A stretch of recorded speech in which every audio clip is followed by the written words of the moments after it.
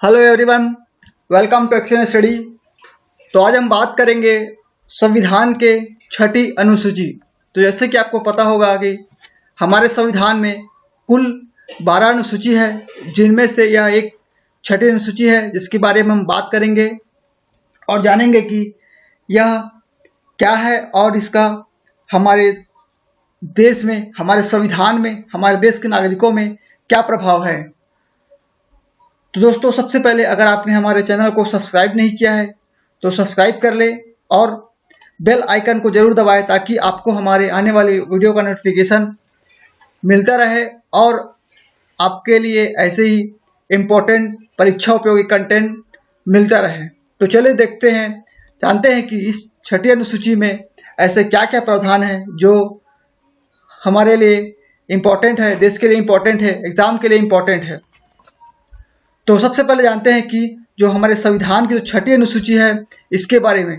तो यह छठी अनुसूची है या क्या है, तो फिर देखते हैं कि जो हमारे संविधान की छठी अनुसूची है यानी कि 6th शेड्यूल, यह जनजातीय आबादी को सुरक्षा प्रदान करती है। तो देखिए यहाँ पर जो है, ये जो छठी अनुसूची है जनजातीय आबादी को सुरक्षा प्रदान करती है, यानी कि जो उनकी जो जनजाति कल्चर है, जो जनजाति उसकी एक विशेषता है, जो जनजाति संस्कृति है, उसके संबंध में यह है जो छठी अनुसूची है, यह जनजाति जो आबादी है, जो ट्राइब्स आबादी है, उनको एक सुरक्षा प्रदान करती है।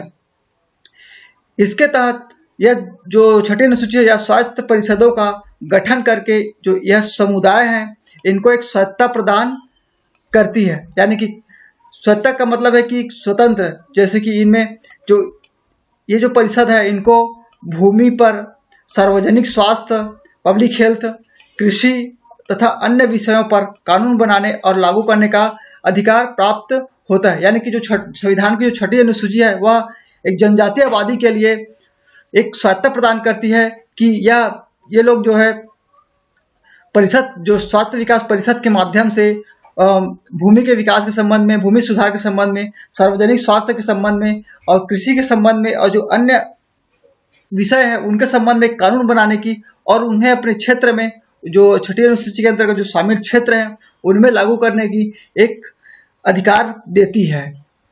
तो देखते हैं कि अब ये जो छठी अनुसूची है तो वर्तमान में क्या स्थिति है इसकी। तो जो छठी अनुसूची वर्तमान में जो है असम, मेघालय, त्रिपुरा और मिजोरम, जो 4 राज्य हैं असम, मेघालय, त्रिपुरा, मिजोरम, ये 4 राज्यों में लागू है। और जो है इन 4 राज्यों में जो है 10 स्वायत्त परिषदें मौजूद है जो कानून बनाती है और उसे इम्प्लीमेंटेशन करती है, लागू करती है।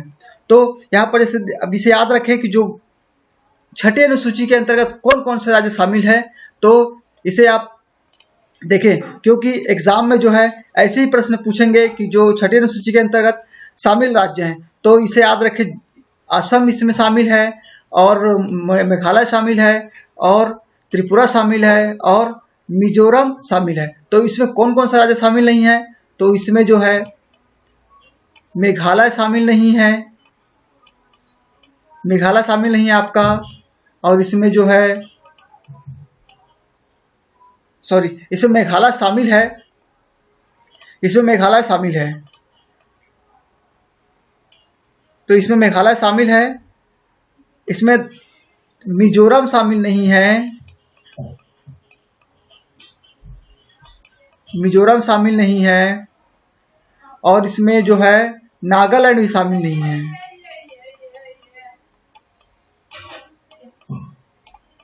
नागालैंड शामिल नहीं है और अरुणाचल प्रदेश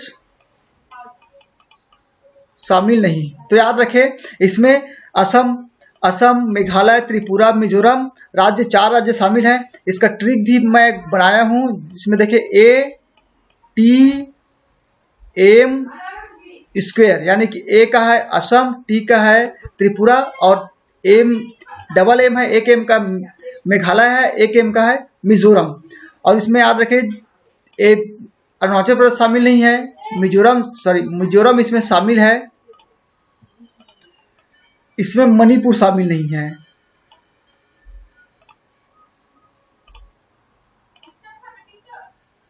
इसमें जो है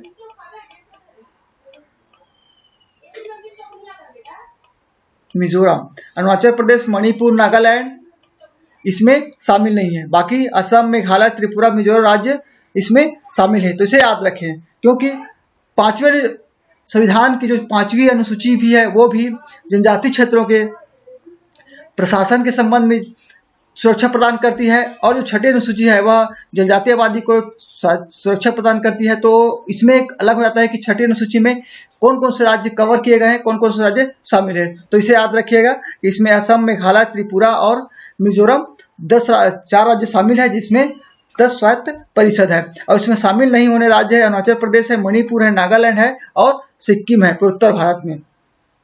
अब देखते हैं इसके आगे और क्या क्या प्रावधान है। तो फिर यह एक विशेष प्रावधान है, और संविधान के जो अनुच्छेद, इसे भी याद रखें कि कौन कौन से अनुच्छेद है जो इससे संबंधित है, 6ठी अनुसूची से संबंधित है। यानी कि अनुच्छेद 244(2) और अनुच्छेद 275(1) के तहत ये विशेष जो प्रावधान है वह किए गए हैं। तो इसे भी याद रखें, जो 6ठी अनुसूची है वो संविधान के अनुच्छेद 244(2) और अनुच्छेद 275 के तहत एक विशेष प्रावधान प्रदान किए गए हैं। आगे बढ़ते हैं। फिर अब देखते हैं ये जो 6ठी अनुसूची के अंतर्गत जनजातीय आबादी के लिए, जनजाति समुदायों के लिए असम, मेघालय, त्रिपुरा और मिजोरम के लिए क्या क्या प्रावधान करते हैं। तो देखते हैं कि इसमें जो है राज्यपाल के लिए एक स्वायत्त जिलों का गठित करने और पुनर्गठित करने का अधिकार होता है। यानी कि जो हमने पीछे पहले देखा है कि जो स्वायत्त परिषद है उसके अंतर्गत जो है जो सामुदायिक आबादी है वो कानून बना सकती है, उसे लागू भी कर सकती है। लेकिन जो यह स्वायत्त परिषद होती है, जो स्वायत्त जिला होती है, उसको गठित कौन करता है? तो इसको जो गठित करता है राज्यपाल गठित करता है। इसे अधिकार है संविधान के तहत जो गठित करती है और उसे पुनर्गठित करने का उसे अधिकार होता है। और यदि किसी जो स्वायत्त जिले में विभिन्न जनजातियां शामिल है तो राज्यपाल उस जिले को कई स्वायत्त क्षेत्रों में विभाजित कर सकती है। यानी कि असम जैसे कि मान लिया जाए तो उसमें कई प्रकार की विभिन्न जातियां हैं, तो फिर उस जिले के जो जनजाति हैं उसके हिसाब से वो और कई जो स्वायत्त जिलों में उसको विभाजित कर सकती है। तो इसे याद रखें। फिर संरचना की बात करें तो जो यह स्वायत्त जिला जो परिषद है इसकी संरचना, यानी कि इसमें कौन कौन से सदस्य शामिल होते हैं। तो स्वायत्त जिले में एक जिला परिषद होती है जिसमें 30 सदस्य होती है। तो इसे याद रखें, जो स्वायत्त जो जिला परिषद है उसमें कितने सदस्य होते हैं? तो 30 सदस्य होते हैं, क्योंकि एग्जाम में ऐसे ही प्रश्न पूछे जाते हैं कि इसमें कितने सदस्य होते हैं और उसके द्वारा जो राज्यपाल द्वारा कितने इसमें नामित किए जाते हैं और कितने जो है वयस्क मताधिकार के आधार पर चुने जाते हैं। तो इसे याद रखें।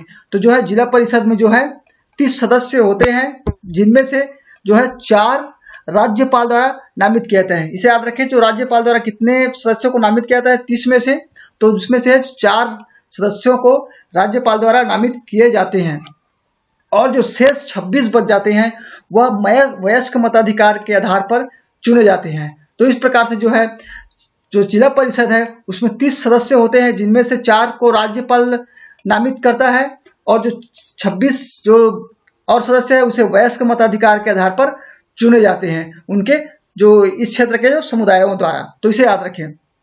अब देखते हैं कि जो यह जो जिला परिषद है इसकी जो कार्यकाल क्या है।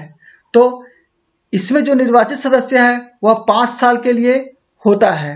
तो इसे भी याद रखें, जो इसमें जो जिला परिषद है, जो स्वायत्त जिले के जो जिला परिषद है उसमें जो सदस्य होते हैं उसमें जो निर्वाचित सदस्य होते हैं वह 5 साल के लिए कार्यकाल के लिए पद धारण करते हैं, 5 साल के लिए रहते हैं, जैसे चुनाव में होता है। और यदि इस परिषद को पहले भंग नहीं किया जाता है तो, यानी कि जो इसमें जो चयनित सदस्य होते हैं, जो निर्वाचित सदस्य होते हैं वह 5 साल के लिए होते हैं यदि उसे भंग नहीं किया जाता है तो। और जो मनोनीत सदस्य होते हैं वह राज्यपाल के प्रसाद पर्यंत पद पर रहते हैं। यानी कि जो प्रसाद पर्यंत का मतलब है, राज्यपाल के जो प्रसाद पर्यंत का मतलब है कि जो राज्यपाल है ये जो 4 मनोनीत सदस्य मनोनीत करते हैं उसे कभी भी हटा सकते हैं। और इसमें देखते हैं अगला जो बिंदु है, तो जो प्रत्येक स्वायत्त क्षेत्र में एक अलग क्षेत्रीय परिषद भी होती है। तो देखिए यहाँ की जो जो स्वायत्त परिषद हो, जो स्वायत्त क्षेत्र होते हैं उसमें क्षेत्रीय परिषद भी होते हैं, तो इसे भी याद रखें। तो यहाँ पर जो मैंने 6वीं अनुसूची के अंतर्गत यहाँ पर जो प्रावधान बताए हैं, तो उसमें क्या क्या होता है, तो जो इसके अंतर्गत जो प्रावधान है उसमें राज्यपाल को स्वायत्त जिलों को गठित करने और पुनर्गठित करने का अधिकार होता है। एक सेकेंड में इसे इरेज करके फिर से बताता हूँ।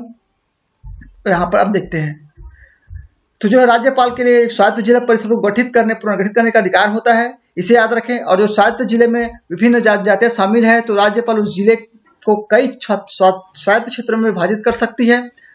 और ये जो स्वायत्त क्षेत्र के अंतर्गत जो है एक जिला परिषद होता है। प्रत्येक जो स्वायत्त जिले हैं उसमें जिला परिषद होता है जिसमें 30 सदस्य होते हैं। इसे याद रखें। मैं बार बार बोल रहा हूँ कि जैसे कि मैं CGPSC UPSC प्रश्न के आधार पर आपको बता रहा हूँ कि किस प्रकार से यह प्रश्न पूछे जाते हैं। तो जो है जिला परिषद उसमें 30 सदस्य होते हैं, जिनमें से 4 को राज्यपाल नामित करता है और जो 26 सदस्य होते हैं उसे वयस्क मताधिकार के आधार पर जनता द्वारा चुने जाते हैं। इस क्षेत्र के जनता द्वारा चुने जाते हैं। और इसके कार्यकाल की बात करें, जो सदस्यों की कार्यकाल है, जो परिषद की कार्यकाल है, तो उसमें जो निर्वाचित सदस्य होते हैं, यानी कि जो 26 जो निर्वाचित सदस्य हैं वह 5 साल के लिए पद धारण करते हैं।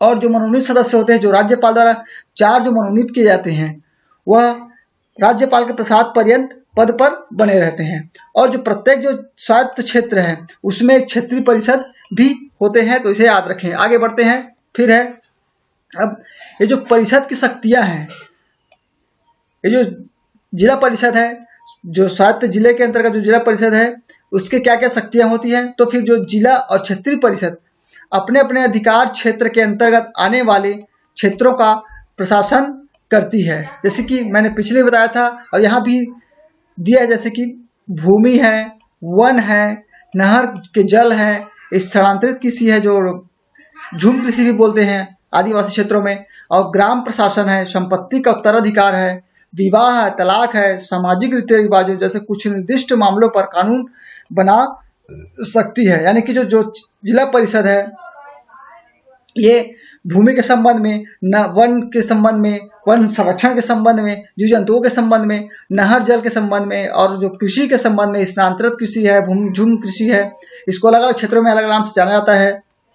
फिर है ग्राम प्रशासन के संबंध में, संपत्ति के अधिकार के संबंध में, विवाह के संबंध में, तलाक के संबंध में, और जो अन्य प्रकार की जो सामाजिक रीति रिवाज होती हैं इन मामलों पर जो है कानून बना सकती है। लेकिन ये जो जिला परिषद है ये कानून तो बना सकती है, लेकिन ऐसे कानूनों के लिए जो है ऐसे जो कानून होते हैं, एक कानून जो जिला परिषद बनाती है उसके लिए राज्यपाल की सहमति की आवश्यकता होती है। यानी कि इसकी राज्यपाल की सहमति के बिना यह जो कानून नहीं बना सकते, तो इसे याद रखें। यानी कि जो है जो जिला परिषद है, जो क्षेत्रीय परिषद है, जो अधिकार क्षेत्रों के प्रशासन के लिए, जो भूमि पर, वन पर, नहर के लिए, स्थानांतरित कृषि के लिए, ग्राम प्रशासन के लिए, संपत्ति का अधिकार, उत्तराधिकार, विवाह, तलाक, सामाजिक रीतिवाद के लिए जो कानून बनाते हैं उसमें राज्यपाल की सहमति अनिवार्य है, तो इसे याद रखें। तो यहाँ पर जो प्रश्न पूछ सकते हैं कि जो है जो 6ठी अनुसूची के अंतर्गत जो कानून जिला परिषद है और जो क्षेत्रीय परिषद है वो कानून बनाती है, उसके लिए जो है राज्यपाल की सहमति की आवश्यकता नहीं होती है। तो ऐसा घुमा करके आपको कंफ्यूज करने के लिए पूछ सकता है, तो इसे याद रखें। जो जिला परिषद और क्षेत्रीय परिषद अपने क्षेत्र के अधिकार के अंतर्गत वाले क्षेत्रों का जो है प्रशासन करने के लिए भूमि पर, वन पर, नहर के जल, स्थानांतरित कृषि, ग्राम प्रशासन, संपत्ति का अधिकार, विवाह, तलाक और सामाजिक रीति रिवाजों जैसे अन्य जो सांस्कृतिक सामाजिक जो रीति रिवाजों के लिए जो कानून बनाती है उसमें राज्यपाल की सहमति की आवश्यकता होती है, तो इसे याद रखें। आगे बढ़ते हैं। फिर अब देखते हैं ग्राम सभाएं। तो ग्राम सभाएं तो अपने अधिकार क्षेत्र में जिला और जिला क्षेत्रीय परिषदें जनजातियों के मध्य मुकदमों एवं मामलों की सुनवाई के लिए ग्राम परिषदों या अदालतों का गठन कर सकती है। यानी कि जो है जो जिला क्षेत्रीय परिषद होती है, जो जिला परिषद होती है, वह क्षेत्रीय जनजातियों के मध्य जो भी मुकदमे होते हैं या जो मामले की सुनवाई होती है उसके लिए जो है वह ग्राम परिषदों एवं अदालतों का भी गठन कर सकती है। कौन गठन करती है? तो वह है ग्राम सभाएं गठन कर सकती हैं, जो ग्राम सभाएं होती है। फिर है अब जो ये ग्राम परिषद अदालत होती है वो क्या होती है? तो अदालतें उनकी अपीलों की सुनवाई करती हैं और यह जो मुकदमा है, मामला है, जो इसके अंतर्गत जो मुकदमा होता है, मामला होता है, जो अदालत होती है उसके अंतर्गत जो मामले होते हैं, मुकदमे होते हैं, उस पर उच्च न्यायालय का क्षेत्राधिकार जो है राज्यपाल द्वारा निर्दिष्ट किया जाता है। तो इसे भी याद रखें। तो इस प्रकार से यहाँ हमने देखे कि जो है परिषद की शक्तियाँ के अंतर्गत जो है, तो उसमें जो है जो क्षेत्रीय परिषद है, जो जिला परिषद है, वो अपने क्षेत्र के अधिकार के क्षेत्रों के लिए, प्रशासन के लिए, क्षेत्र के अंतर्गत आने वाला जो क्षेत्र है उनके प्रशासन के लिए वह भूमि पर, वन पर, नहर के जल, स्थानांतरित कृषि और प्रशासन, संपत्ति का अधिकार, विवाह, तलाक और सामाजिक रीति रिवाज के संबंध में कानून बनाती है, जो राज्यपाल की सहमति की आवश्यकता होती है। और जो ग्राम सभा है वह अधिकार क्षेत्र में जो जिला परिषद, क्षेत्रीय परिषदें हैं, वह जनजातियों के मध्य मुकदमों के लिए, मामलों की सुनवाई के लिए ग्राम परिषदों, ग्राम अदालतों का गठन कर सकती है, जो उनकी अपीलों की सुनवाई करता है। और जो यह मुकदमा है, मामलों पर सुनवाई, जो उच्च न्यायालय का अधिकार क्षेत्र है, उसे राज्यपाल द्वारा निर्दिष्ट किया जाता है, सीमांकित किया जाता है। तो उसे याद रखें। तो इस प्रकार से हमने देखे कि जो है यह जो संविधान की 6ठी अनुसूची है, इसके अंतर्गत हमने देखा कि जो है क्या क्या प्रावधान है। तो इसमें जो है स्वायत्त विकास परिषदों का गठन इन समुदायों को स्वायत्त प्रदान करता है। और फिर जो है स्वायत्त परिषदों को भूमि, सार्वजनिक स्वास्थ्य, जिला, कृषि, अन्य विषयों पर कानून बनाने का अधिकार और उसे लागू करने का अधिकार भी होता है।